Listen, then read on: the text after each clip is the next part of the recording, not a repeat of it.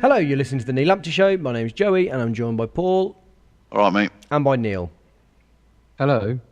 A masterclass in it being the hope that kills you on Saturday. A double whammy of the kind of wider context of assuming that we had automatically got into the playoffs pre-Saturday, and also in the micro of the assuming that we'd even got back into that game. It's absolutely fabulous work from Carv. Bear in mind that... Go on. Very much a moment. Yeah, that was my moment of the week. That actual moment. With that, it was great for... Was it a minute? Apparently almost a minute dead, yeah. Wow. Well, that is 30 seconds of that was celebration with fans on the pitch and all that sort of jazz. I'm going to throw out there, all for enjoying a goal, and when you're there, fantastic, brilliant. I mean, I just think it's running onto the pitch, all that sort of stuff, flares, getting absolutely crazy for an equalising goal at Notts County. I don't know. I just think what I wanted at that moment in time was Simeon Jackson to get the ball and really make a statement. But no, obviously everybody's in the moment. I understand it, but I just sort of think, well, yeah, go show that you're not above, you're better than this. I don't know. Did you see Kevin Nolan's comment? What did he say?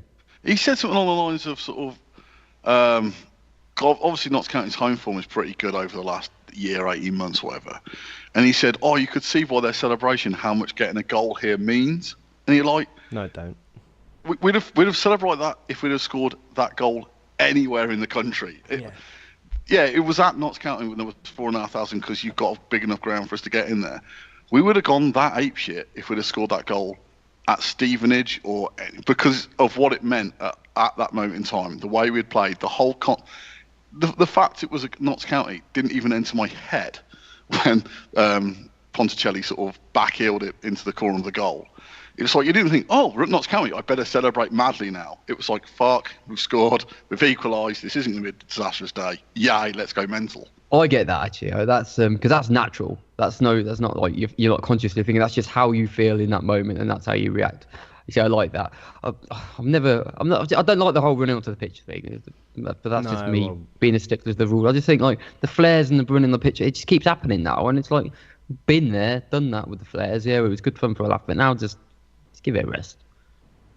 No, I completely agree. And Paul, regarding your observation on Kevin Nolan, we're dealing with a man who used to dance like a chicken when he scored a goal, so I'm not sure that we put much credence in his opinions. Paul, what was your moment of the week?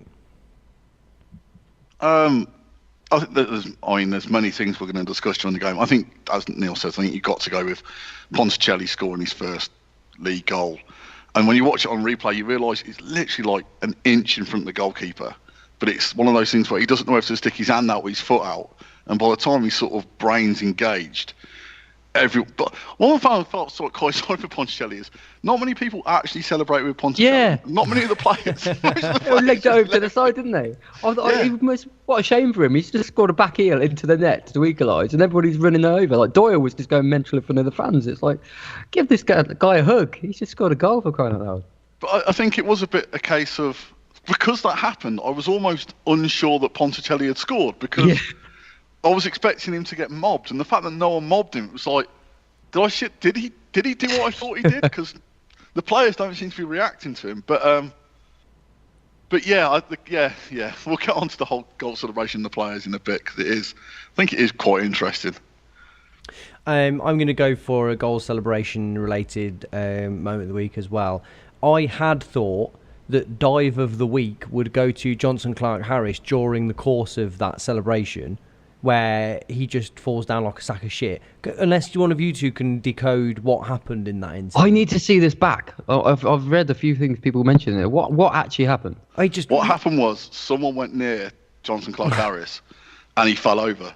After the goal? Like in the rest of the game, someone went near him. During the celebration? Just fell over. Yeah, during the celebrations, everyone else is celebrating and then he just goes down. But I'm starting to wonder whether... it makes more sense because I thought that would be the finest dive you'd see all afternoon from him, and then there was a moment just before full time that was was laughably bad. Like, you would have endorsed him getting booked at that moment for the guy isn't even. I would maybe half a metre away from him perhaps, and just chucks himself on the floor.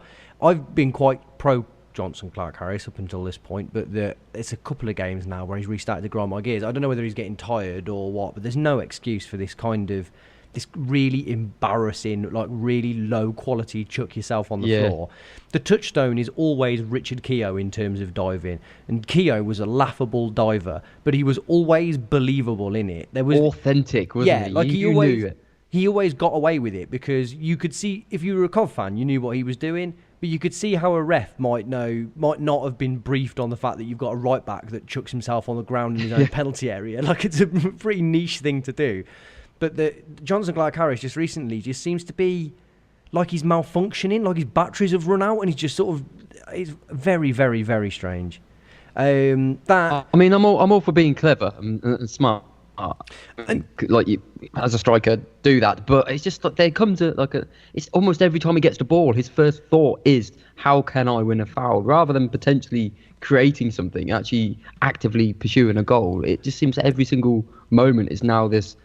First thought, let's see how I can go to ground and convince the ref. And like you say, they are just so unconvincing. It doesn't help us. Actually, we just end up losing the ball when it gets to him because he's trying these dives, and it's just essentially handing over possession willingly. Well, it's two things. So I completely agree with you. And the pro is when you're playing with 10 men at Mansfield, him doing that is invaluable because it buys you time and it buys you possession effectively. You can get people up the pitch and you can calm down a little bit and try and take some of the heat off. But against Notts County, he was winning the free kicks. He was winning us dead balls that we were doing nothing with. Time and time again, Jordan Shipley put a ton of great balls into the box against Notts County, but they were begging for it. They were lapping them up. And so there's not much point in winning a load of set pieces that you're just going to hoik into the box and have Richard Duffy head away. So it's play the game that's in front of you. And by the end of it, he wasn't getting any of these decisions because the dives were so abysmal. But even if we weren't. That's not how we were going to win that game. And actually, we haven't talked about who is going to take this game on, but perhaps we do it sort of in a round robin. But Paul, in terms of how we were going to take that game on, how did Robin set up? Well, obviously, he didn't listen to last week's pod, where Neil was very insistent that we didn't throw the baby out with the bathwater. And then we saw the team news, and Robins threw everything out.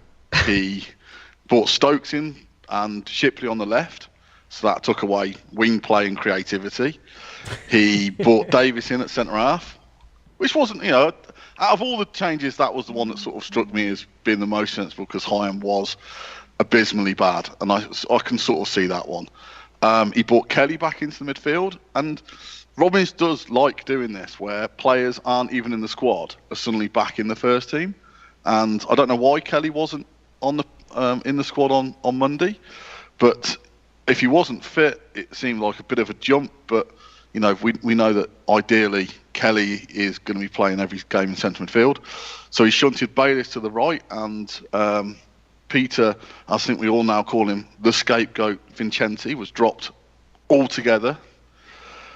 So he's, as Laurie said last week, I'm not sure how he can come back from this. I'm not sure where his head must be at, because I think we all agree he wasn't at fault at all against Yeovil. He didn't play well, but who did? He wasn't given the time to actually get better against Yeovil, and we've dropped him completely from the squad. I literally saw him crying in the stand at Notts County. Not literally, obviously. Go on. I feel really sorry. I mean, I've not been Vincenti's biggest fan. However, I don't think he's the world's worst player either. And as we discussed, I think he does give you something. And as you say, the way that we were getting free kicks and putting balls in, would having 6'4" Vincenti been a bad... Would he have been a worse substitution than 6'4" wide Josh Barrett? I'm putting that out there. Oh, wow. And Josh Barrett's putting that out there as well. And then he brought Biamu in up front for Johnson, the aforementioned falling over Johnson's Clark Harris, who we'll get on to him later, obviously. So we completely changed the system, and it looked for all the world like we were going there basically not to concede and not to lose. And then the first half happened, where I think they had one shot that was wide from a sort of half volley from just around about the penalty spot. The first of three they had, which the guy dragged wide. And they had another shot. The guy scored twice. I think had a left foot shot from about 8 yards out from an impossible angle. We had a couple of chances landed at the boot of Rod McDonald, who isn't clinical or a striker or really looked like he able to control a football. So he managed to smash a couple over the bar or wide. We had that one, actually, there was one brilliant bit of play, wasn't there, between Grimmer, McNulty, and then Bailey didn't quite get his shot away, where a game of football sort of appeared for 30 seconds and then disappeared again for the rest of the half. Biamu had a 35-yarder, and the game was a bit scrappy. I know I've seen some Notts County fans going, "No, the referee gave you everything." The referee was just crap to both sides. He just gave a lot of free kicks. And when referees give a lot of free kicks, players fall over a little bit easier because they think they're going to get a free kick. So that's both teams were basically playing at what appeared to be a weak ref. But it was a pretty dull first half. And then at half-time, for whatever reason, whatever had annoyed Biamu sort of had words with the ref, got booked, sarcastically applauded, and that was the end of Biamu. And it was a very... quickly go on to this one before I let you two sort of burn for it. Mark Robbins had 15 minutes to calm Biamu down. Or he had 15 minutes to go, you know how angry you are? Channel that, go out there, bag me a couple of goals. I need, an angry Biamu, I don't reckon is going to be a bad thing. He's not like a Johnson Clark Harris where I think he's going to end up hitting someone. I think if you can channel him, I think that's in the second half, their number 18 was sort of inches away from getting the yellow card, and they kept him on, and he sort of was a major player in them winning that game because he was a good player doing a good job. And sometimes we never tested I've seen people go, you had to take him off. He had 15 minutes to calm him down. It didn't have to take him off at all. What's he so angry about anyway? That I don't know. I mean, he's just... I watched it and it's like, okay, a few decisions didn't go his way. I didn't see anybody batter him or anything, did they? He just kind of... It was just ludicrous overreaction, it felt like. And like you say, I mean, that's fixable. If that's the reason you took him off because he got booked, what striking me about Robbins at the moment is kind of, I don't know, he seems to be holding grudges, and what his grudges are quite dramatic, where he's leaving people out of squads and he's taking people off for the first half of the games and all this sort of stuff happening in the last few games, which is, I don't know if he's getting a little bit tense or what, but these decisions are all a bit abrupt. I think that's the thing. I think that what worries, I know I don't want to speak for Joe, so I'll let Joey go off on his own in a second. I think what worries me is we went on that 6-7 game unbeaten run where we had a settled-ish side. There was still some substitutions or changes of personnel here or there, but it was pretty much settled. It was pretty much organised. You knew Bayliss was going to be in the centre midfield where he's at his best. You had Vincenti and Shipley doing their jobs. You had Haynes providing the width. You had more creativity. You had more players who require a bit more faith from their manager. And I think I'd put sort of Biamu in that in a little bit as well.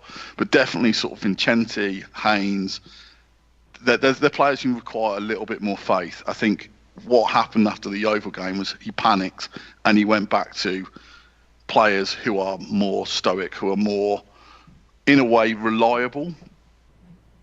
But are they the sort of players who can get a team promoted? That's the question. Can you get promoted if you've got Stokes and Shipley on the left?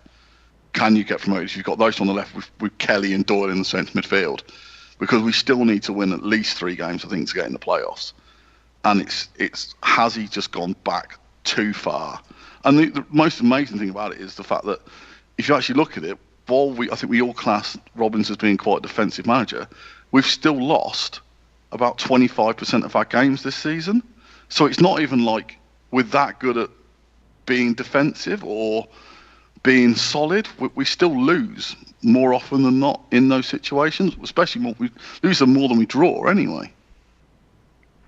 Neil, what do you think was the thinking behind the team that was out on Saturday?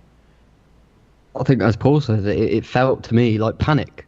I mean, if you remove all context from the situation, you just lost 6-2 at home.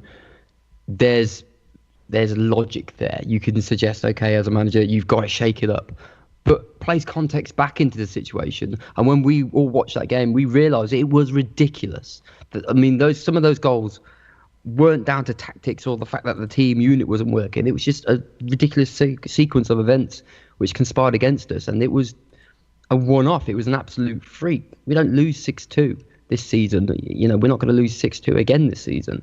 It's just stupid. And what I couldn't quite understand was how he balanced that versus the previous 7 games unbeaten, and he decided that result warranted this massive shake-up. And what gets me more than anything else is that we're so close to the end of the season now. We don't have time to completely reconstruct our team.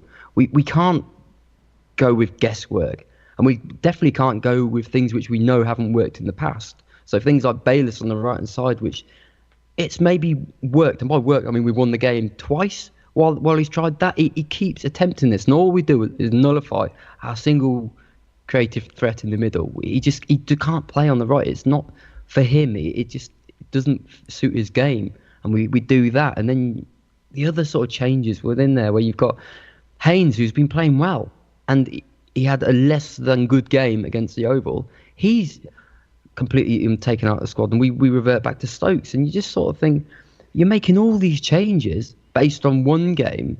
What about all the games that happened before that? I mean, why at this point are you starting to really meddle with a formula that was looking good?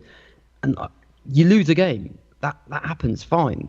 But he does this a lot. He loses a game, and his reaction to losing the game is to totally almost reconstruct the team again. And he'll make 3 or 4 changes each time. And it's like, sometimes you lose games of football. It doesn't represent a fundamental issue with your lineup or your tactics or anything like that. You just had a bad day and it didn't go right. But stick with that unit, that thing that was working. And now what we've ended up with is nobody knows what comes next. Because we just lost another game. He's made baffling decisions throughout. Where, I mean, no Kyle Reid on the pitch at all. I mean, what's going on there? This guy has shown that he can change a game every time he's come on the pitch. But no, we don't want to play him. We want to bring on Barrett instead, who has yet to show in any of those minutes even semblance of quality. He's just been an utter waste of everybody's time.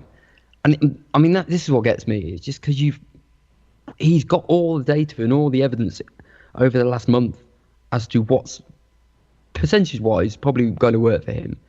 And he's discarded all that. And now we're left with, we've got 5 games left. And I have no idea what team he's going to pick next.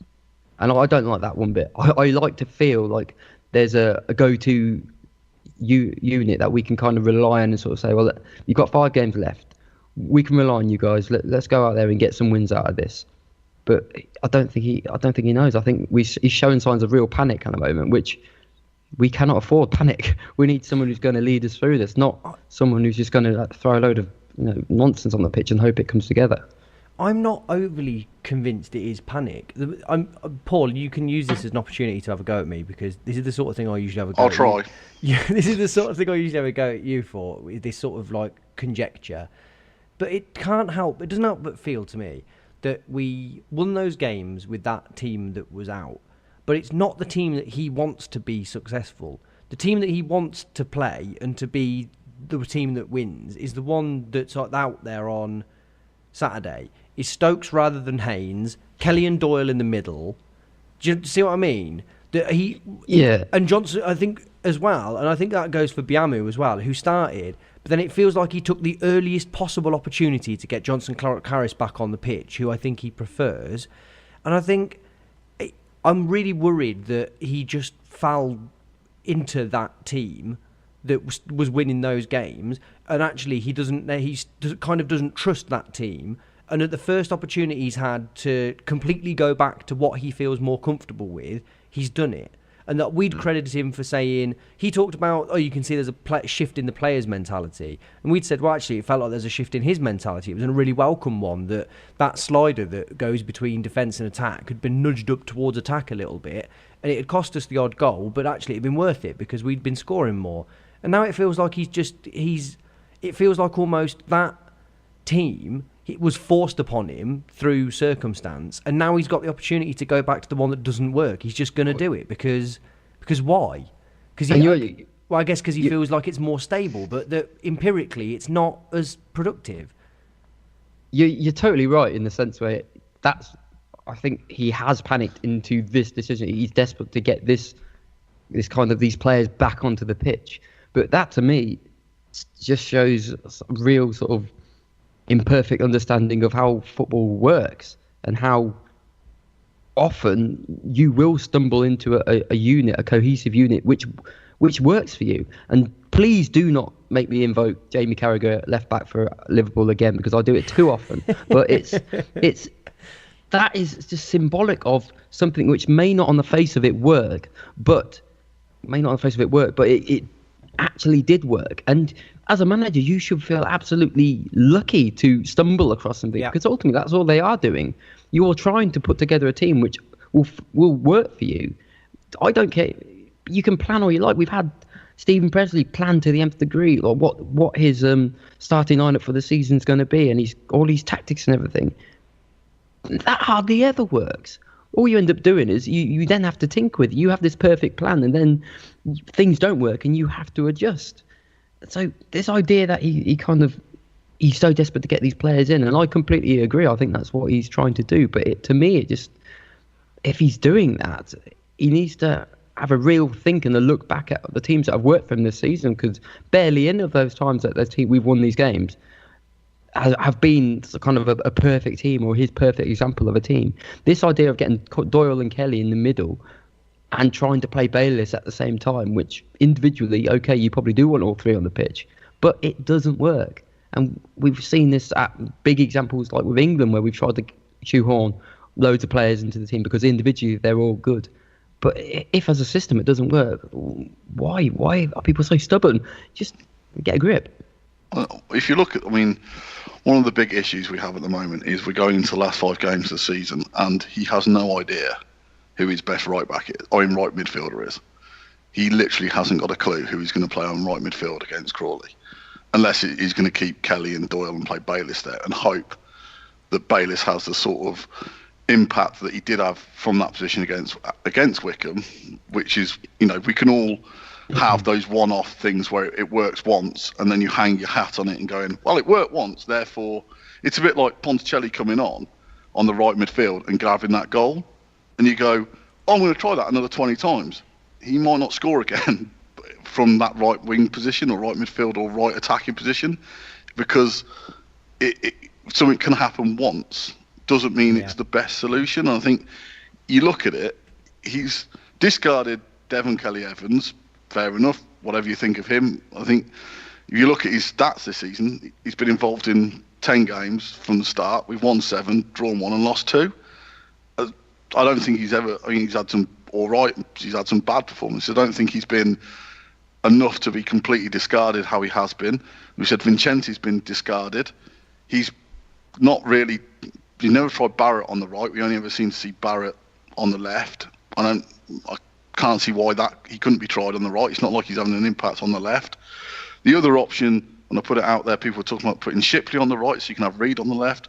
Not sure how that works, because Shipley, I'm not sure how he could cope on the right. People talk about having Carl Reed on the right. Okay, it's like Haynes on the right. It's just sort of, it's sort of almost like anyone in the squad. And it didn't need to be this way. You didn't need to make those changes. You didn't need to cast so many different players away or aside.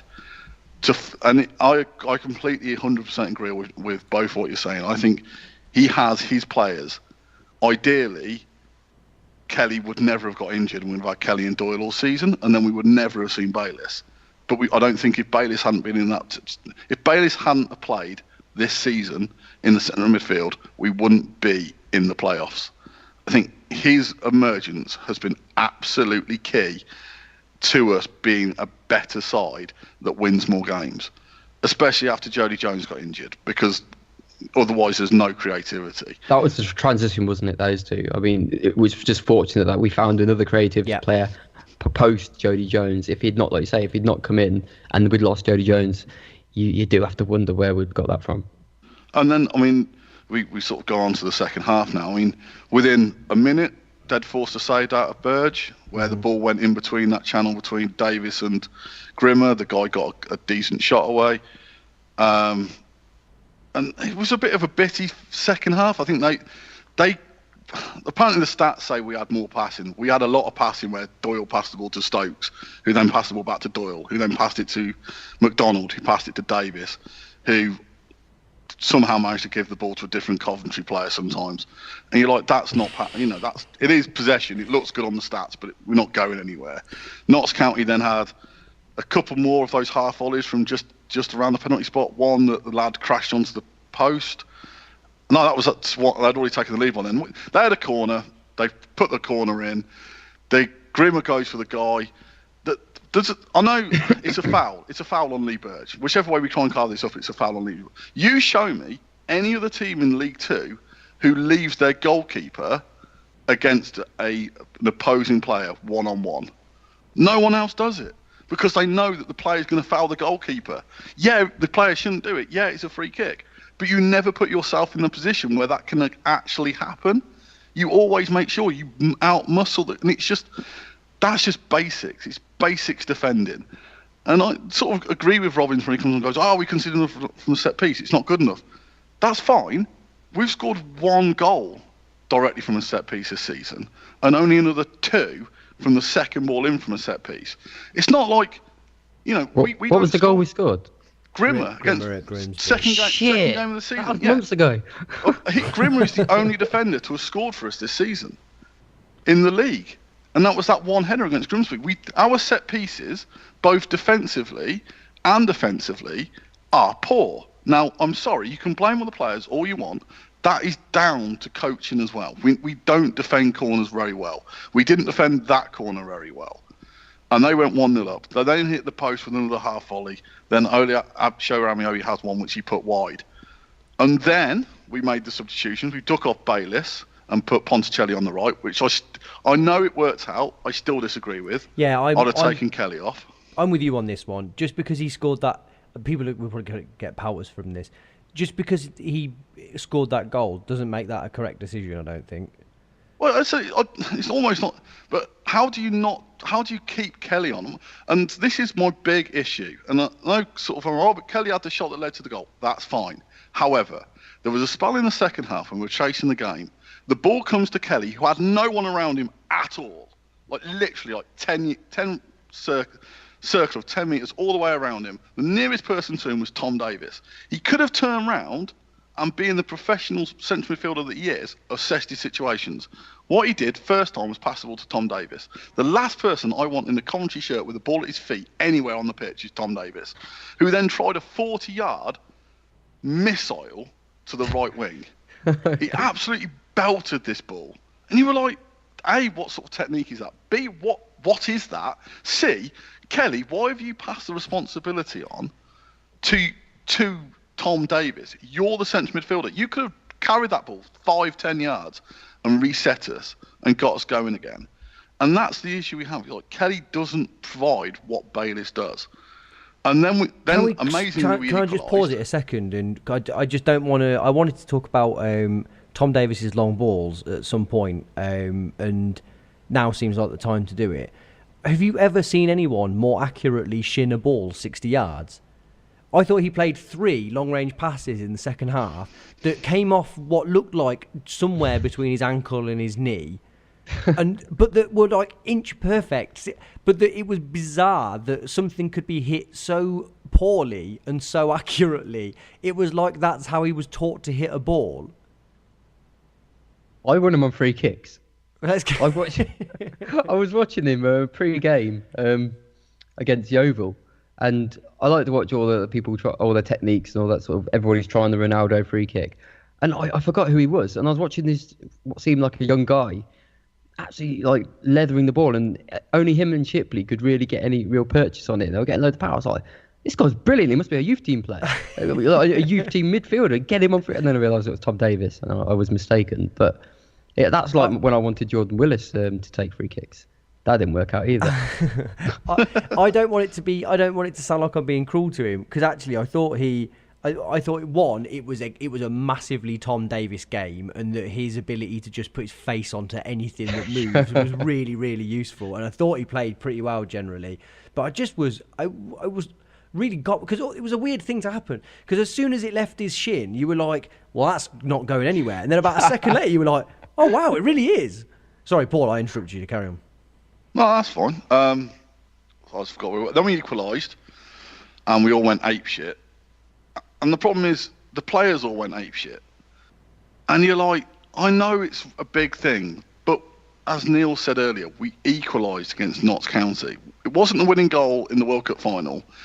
It was the equaliser. Grab the ball, go back to the centre circle, reset, calm down. And one of the biggest problems we've got, and as much as I like or love Mickey Doyle, one of the problems we've got is Mickey.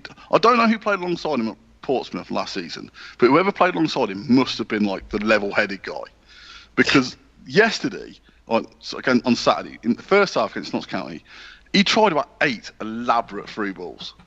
And you're like, you don't have that in your locker. But also, no one's reading that pass. Just stop it. Just calm down. Just take a moment. Stop trying this. You tried to play Biamu through again. Like, Biamu isn't making that fucking run. Stop it. And then, so between us scoring and them scoring, there's a minute. Half of that is spent with us having, the crowd invasion. They take the kick off. The ball goes out of play. Straight out of play for our throw-in. Jack Rimmer should have walked really fucking slowly to pick that ball up. Should have taken about 30 seconds on that throw-in alone. Should have just killed the game. It's 1-1.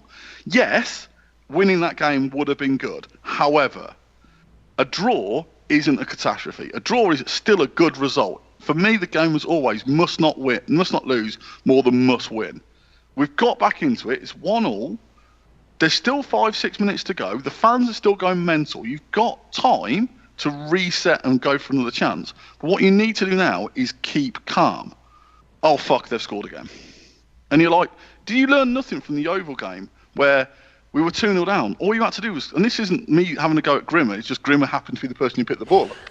It's a case of, we went 2-0 down against Yeovil. Instead of everyone going, let's keep calm now and keep it at 2-0, we then went and shot ourselves in the foot for a third time. And it was the same against Notts County. So you got it back to 1-1.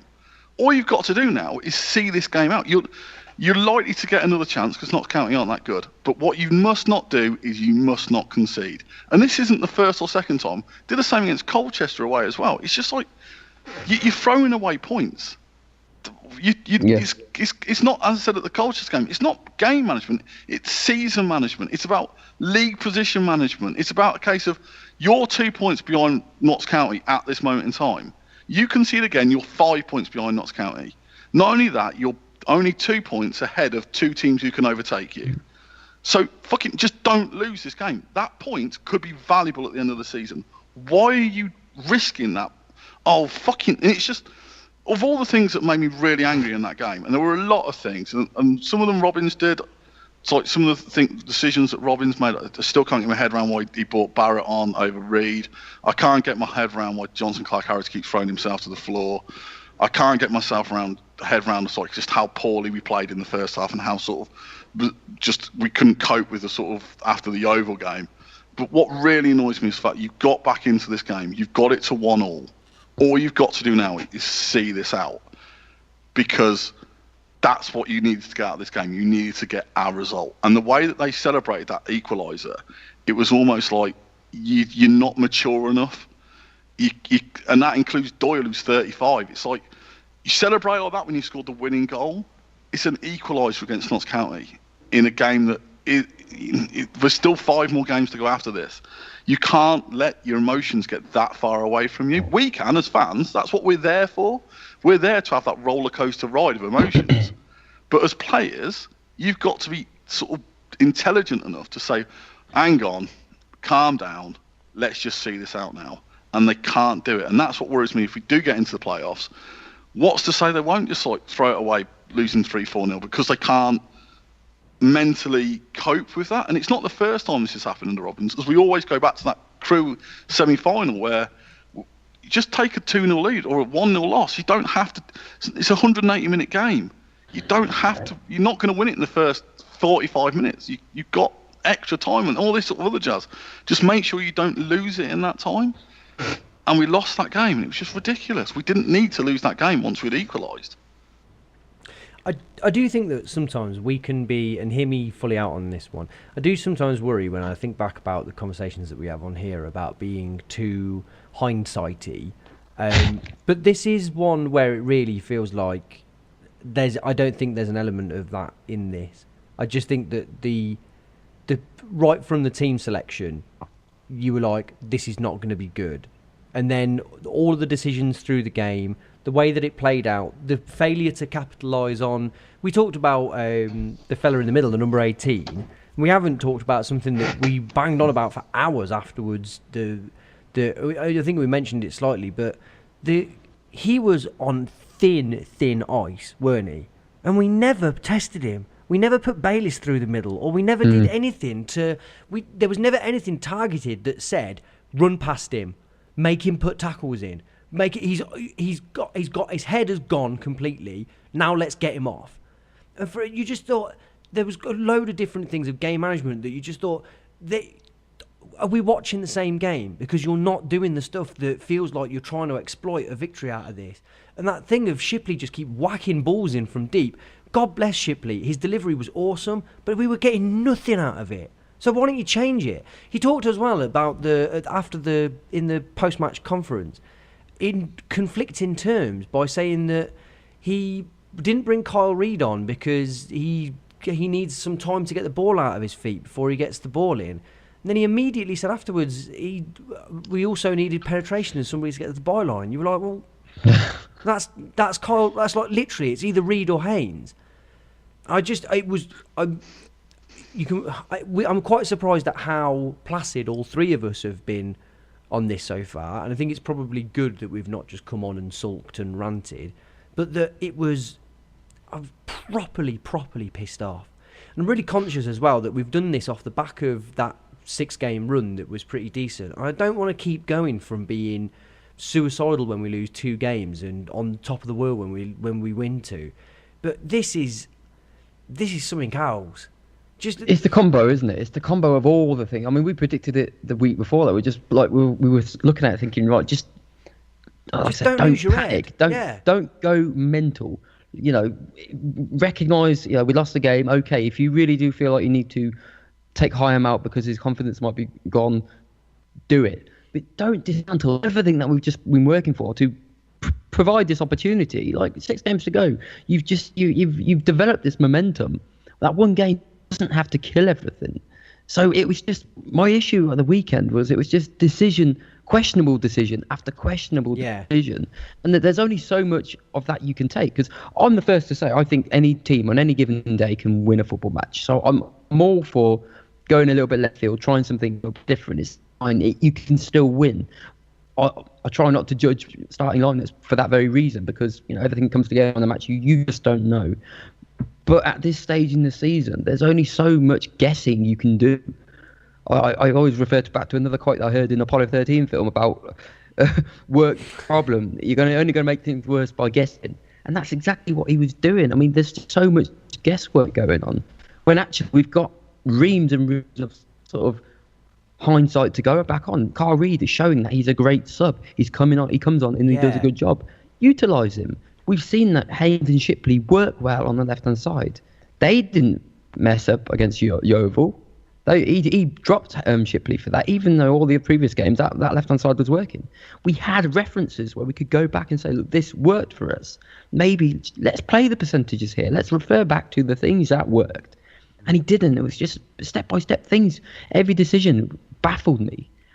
And then it's the Barrett one, which got me absolutely the worst one, because he's desperate for him to do well, and I want all our players to be good, but you can't keep putting your faith, especially when you need and you've got Kyle Reid sat on the bench. You can't keep putting your faith in someone who is just not repaying it at all. He's not shown anything on the pitch as yet.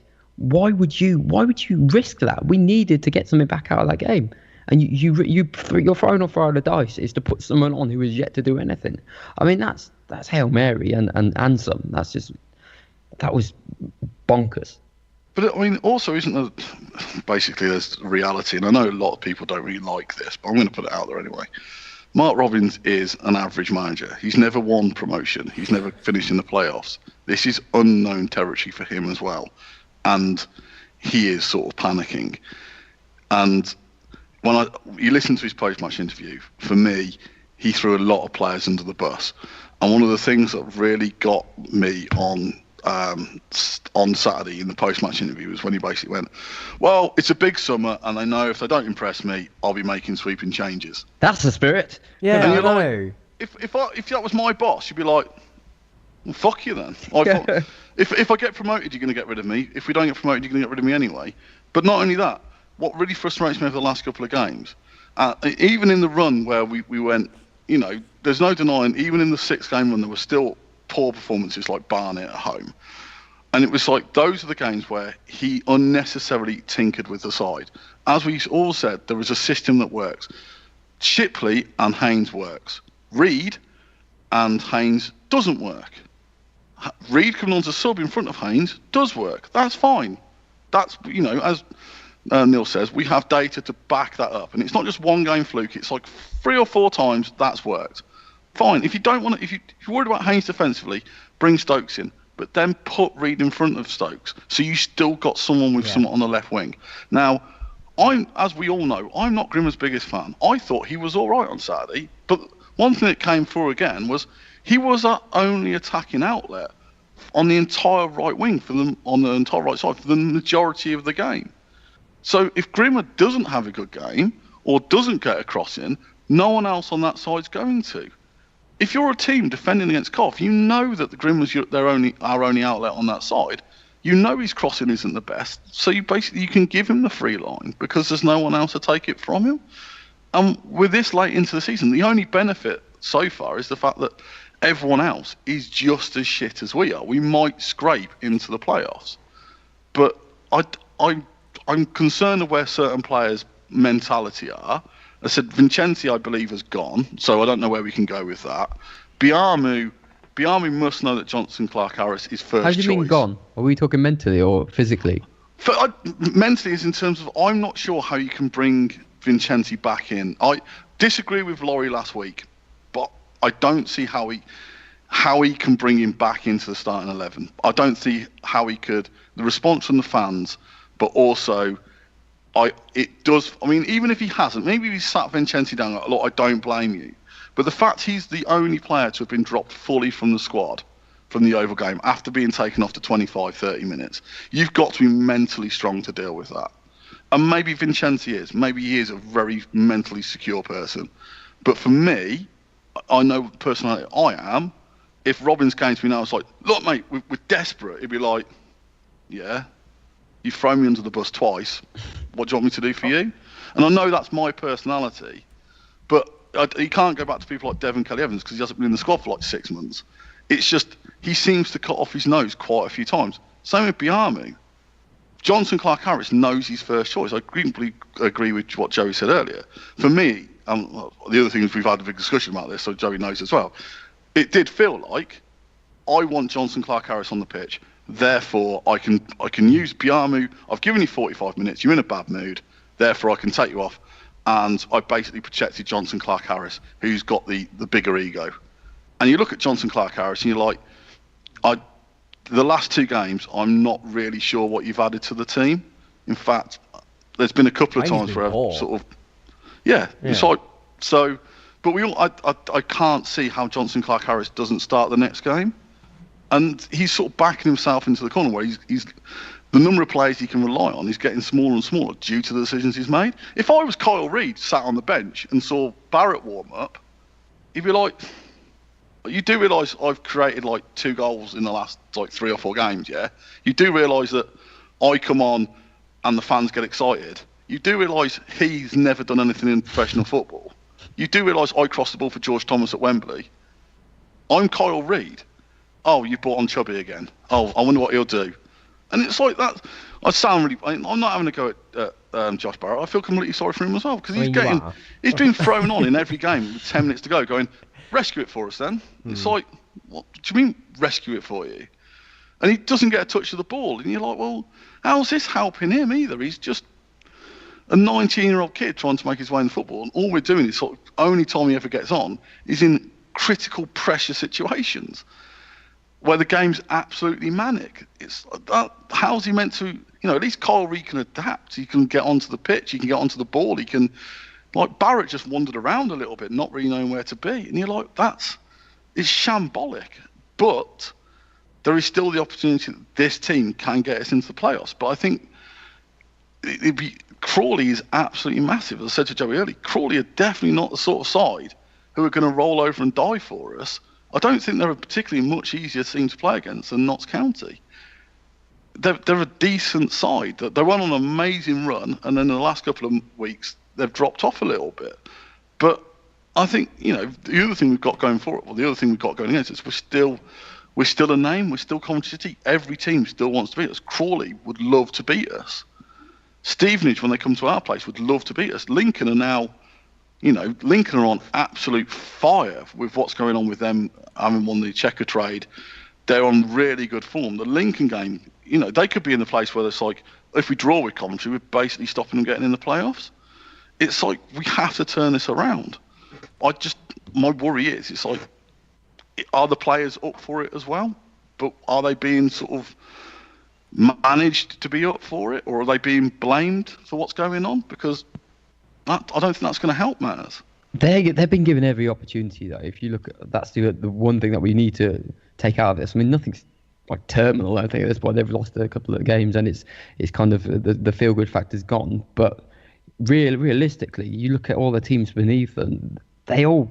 I mean, I'm looking at it. Swindon, if they win all of their games, I mean, they're in the 70s. I mean, Colchester on reasonable form, but even if they win all their games, they get to like 73. So we've got an opportunity here just to get a couple of wins out of that.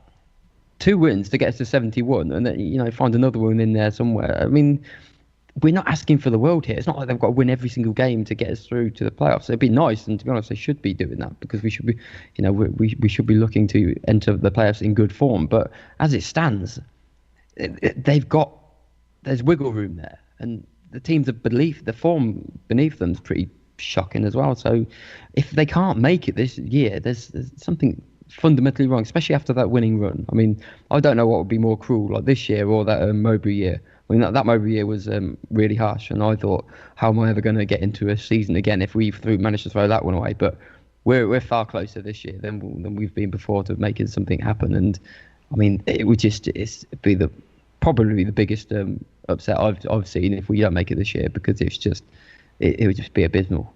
The problem is, if people aren't listening to this on Tuesday, we could already be out of the playoffs. And that's, we could be, 9th by Wednesday morning? Yeah, but I mean, it's And that's what I'm saying. That's what I said. What really annoyed me about Notts County, because you draw that game against Notts County, due to our goal event. We might drop below Mansfield, but we'd have a game in hand, and we'd be on level points. I think it's just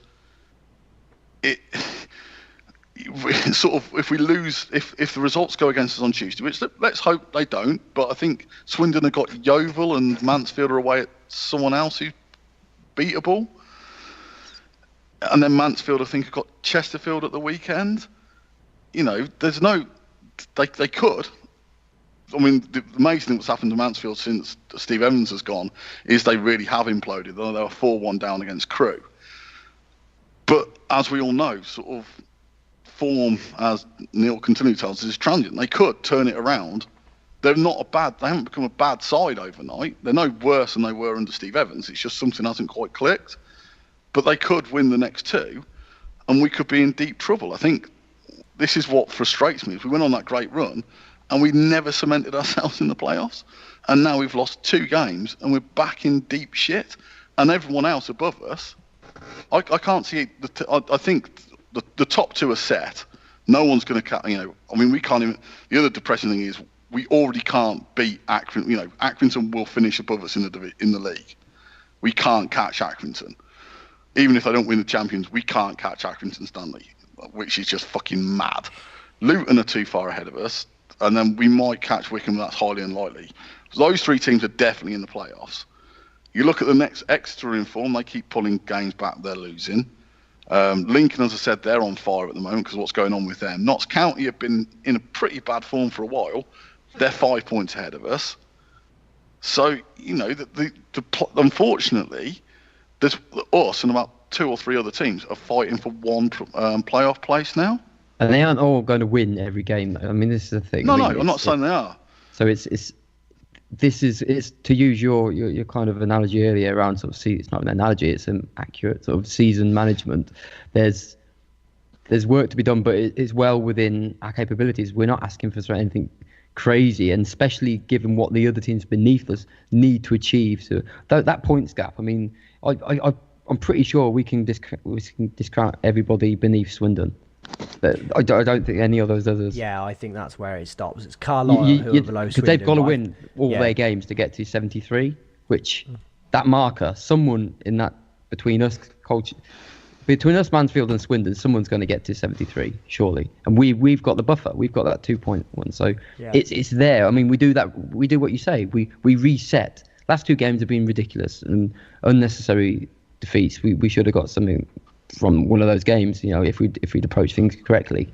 What we need is a little bit of sense and not to panic. So if we do get disposed from the playoff places, whenever it is it tomorrow night? Is it Tuesday night? So if that happens, it happens. But it's all about managing our season now, isn't it? It's about getting those results that we need. So we need to find. We've got 3 more home games. We've been good at home. Let's find a way to ignore what's gone on in the last 2 games. Let's reset ourselves. Let's do this final push, if I can say that, and get the 2 or 3 wins that we need to finally figure this out. Because it's just, if we don't make it, it will only be ourselves to blame. It won't be like us playing well and not make, because this is well within our hands and it's well within our capabilities still. Just need to get a grip of ourselves. A good place to leave it, I think. So we've got Crawley on Saturday. We've got Dom on to do some... Hello, Dominic. Thanks for joining us. Hi, it's good to be on the show, as ever. Where to start? I mean, the dispiriting defeat on Saturday, was it not? Your thoughts on that game before we start with the preview? I mean, just based on the team selection and then what you saw in the first half, which was basically just neither team being able to string more than 3 passes together. It just looked like Robbins had set out for a clean sheet there, and then as soon as we conceded in the second half, there was no plan. And then to get back into the game, and within, what was that? I think it was about 40 seconds. I think it was almost certainly less than a minute, just to render what was a really good finish from Ponticelli after, like I said, so much, just a lack of plan to get back into the game. It was just hard to know how angry to be with the performance it was, because it wasn't one that necessarily deserved to lose, but it wasn't one that deserved to win. And then we got in ourselves a position to at least take a point, and then it's instantly snatched away. And like I was just saying to you before, it was only until I was looking at the fixtures ahead of Tuesday night, where Swindon play a game and Mansfield play a game, that it looks like we'll be heading into this game against Crawley sitting outside the playoffs. And that's how big that defeat really was for us. Yeah, and a very, very tricky game against Crawley, would you say? Yeah, I mean, they had previously before Saturday, been on a run of 7 games without a win. But before that point, they looked like a team who were going to go steaming up the division over the second half of the season and be sort of one of the stories of the second half of the season. One of those teams which you see and you always hold on hope of when your team's having a bad start to the season. You go, oh well, we could be that team which puts together some momentum. Well, Crawley were putting together some momentum under Harry Kewell, who was probably about the last former player you'd imagine becoming a manager, and in League Two with Crawley, which is incredible. Unusual, isn't it? Yeah, it was at Watford, and he was actually sacked around this time last year for losing 7-1 and 8-0 in successive games.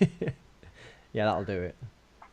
So yeah, they've picked up a win on Saturday against Port Vale, and they still have half a chance of making the playoffs. It's very much sort of I've written a very strangled metaphor of there's drinking up at the last chance saloon.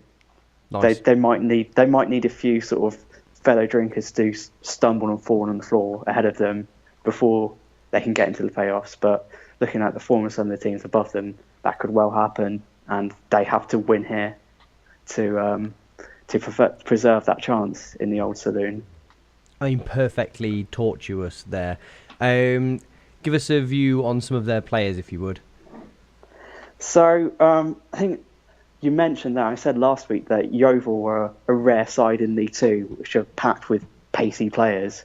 Well, unfortunately, Crawley are basically the other side who possess that. They've got Enzio Boldevine, who's a big winger who can blow really hot and cold, but on his day he can score some absolutely sensational goals, just beating 3 or 4 players and sticking it in the top corner. He's a sensational player when he's on form. Unfortunately, he's sort of a 1 in 4, 1 in 5 kind of player. He can turn it on just whenever he wants to, which is apparently not that much. They've also got Jordan Roberts, who's another very pacey winger who apparently has been looked at quite closely by a number of League One sides over the past couple of seasons when he's been with Crawley. And they also have Lewis Young, who is Ashley Young's brother, who is a bit of an intrepid personality in the Young family, considering that he was converted to fullback from a winger before Ashley Young was. At the moment, though, their form player is probably Colin Ahern-Grant, who's another pacey player, striker, on loan from Charlton Athletic. Ahern-Grant had been someone sort of on the fringes of the Charlton team, had a few chances to sort of make an impact with Charlton, never really took them. Looked a really sort of profligate kind of centre forward, a bit like George Thomas last season, but he as soon as he went to Crawley, he really got going, and he's on 8 goals since signing on January transfer deadline day, which makes him just behind their 2 top scorers, who are, as mentioned, Enzio Boldevine and Jimmy Smith, who's a box-to-box midfielder who sort of adds a bit of experience to the mix. They've also got Josh Payne and Mark Rando, who are sort of rare low-league midfielders who can actually pass the ball a bit and sort of, seem to have really come to the fore under Harry Kewell's management. Do you have a view on what was the catalyst for their big upturn in form when it happened, and then conversely why it dropped off? I just think that actually they had quite a few really good attacking players. As I mentioned, Jordan Roberts, Enzio Boldevine, and then Colin Ahern-Grant coming in. There's just a lot of pace in that side, and they could play some absolutely devastating attacking football when they want, mainly on the counter-attack. It's actually interesting. For a while, Harry Kewell was probably the only manager in League Two playing with a false number 9, basically because Crawley didn't really have a very prolific centre forward, and they got a load of pacey players, so they just thought, we'll just sit off a bit and try and counter-attack on teams, and that seems to work, whether or not they have a sort of big strike to play it off. Although their win against Port Vale at the weekend came when they deployed their big Dutch centre forward Thomas Verheyt, who's 6'4" and maybe about as wide as he is tall. Just an absolutely massive specimen of a human being who could really cause us big problems. And you just wonder, with approach just based around pure pace and counter-attacking, as soon as teams sort of deny you that space to run into, you can run into problems. And that's probably what's gone wrong. And also, they're just not very organised at the back. It was a big issue at the start of the season when Harry Kewell was trying to get them to play sort of passing football from the back, and it just wasn't a team to play out from the back. And that's probably where we can catch them out, just in defence. And it's whether we sort of have the nerve to go to Corey and try and play a bit on the counter-attack and try and deny them space to go into. And especially given the situation we're in at the moment, where we kind of have to win this game now to get back into the playoffs, depending on what happens on Tuesday night with the other results. Maybe we won't have that luxury. It's a big game for both sides, who probably going to be both going out and attacking it, and it's about who can hold their nerve. I think it's going to be one of the toughest games to call, but I'm going to ask you to give it a go. I can see this being a 2-1 loss. Well, at least you give it the kiss of death, and that gives us the best chance possible. Okay, thank you very much. Speak to you next week. Okay, speak to you then. Okay, thanks, Dominic. We'll just finish off with some quick bits of admin. We had an email question this week, all the way from Sweden, a sexy, leggy blonde, no doubt. Hi guys, what would be your starting 11 and formation if you were to take charge for the next game? Seems like Robin needs help in deciding his preferred starting 11. It's not like he's had all season to make his mind up. That's from Brad in Örebro, Sweden. We've sort of touched on it, haven't we? But do you want to actually put the icing on the cake and say who you would start specifically?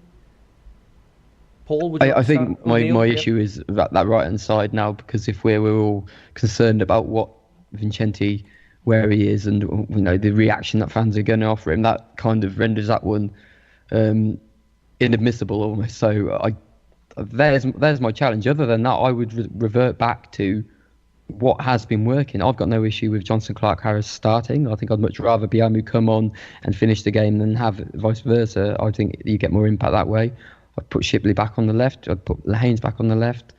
I've no issue with Hyam either. I'd probably have him back in the team as well. I'm quite happy to revert back to what we know and then figure something out for that right-hand side, that's the only question. I'm not averse to Carl Reid on the right-hand side just because we're having to pick now based on all available options, but I'd much rather stick to pretty much everything as we know and then make that one decision rather than disrupt, bring Bayliss onto the right and all that sort of stuff. And it gets very messy if we start doing that. So yeah, that's my only worry. I don't know what we're going to do on that right unless Carl Baker miraculously becomes good and fit. How brilliant would it be if this season finished with him all of a sudden appearing out of nowhere and scoring like 4 goals? Player of the season. Yeah. Running onto the pitch like Ultimate Warrior. Where a sky Really blue bandana waddling and onto the throwing pitch. it into the crowd. Yeah, I mean, that would be fabulous. Paul, any advance on that? I would have Biamu up front with McNulty. I think that's the best strike partnership.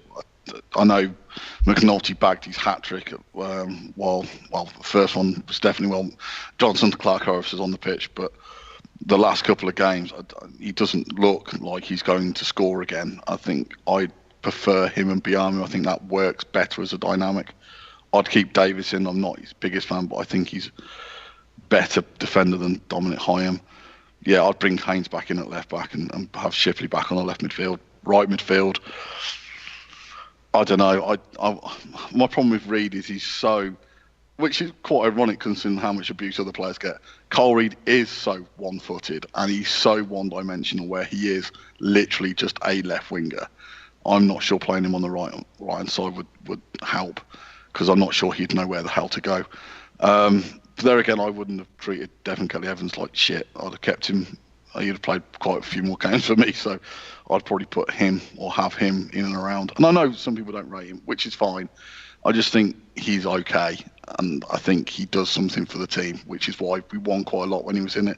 But there again, I also would have started Vincenti on Saturday. I wouldn't have thrown him under the bus. So I probably would have brought Vincenti back and kept him and Grimmer for. I just think that sort of it works in that dynamic.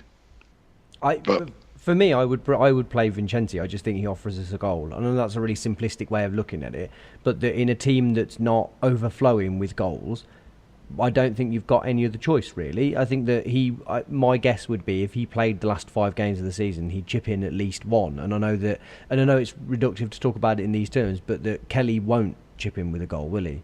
It's not going to happen. And I think that it's more complex than that. But I think that in that team, he was doing a functional job, playing as a tucked-in right-hand side player to allow Grimmer to get forward and do a sort of a neat defensive job. I think he was doing everything that was being asked of him, and he was providing a nuisance at set plays and had chipped in with a goal against Luton. I really, really, really don't understand why. I know I wasn't at Yeovil. I can't see why, like you say, why there. And it's happened a few times this season where this tendency for not just to like drop someone, but to like really hardcore drop them, like to drop them off a cliff. Where they're just like, right, you're off, and now you're out of the squad, and you're banned from Coventry forever. It just seems a bit much. It might not have said that. Yeah. Final question from Dan Harvey on Twitter is: should we offer Graham Alexander the job if we don't get promoted while he's free and available? I mean, I don't really know enough about him. He did all right at Fleetwood. Scunthorpe.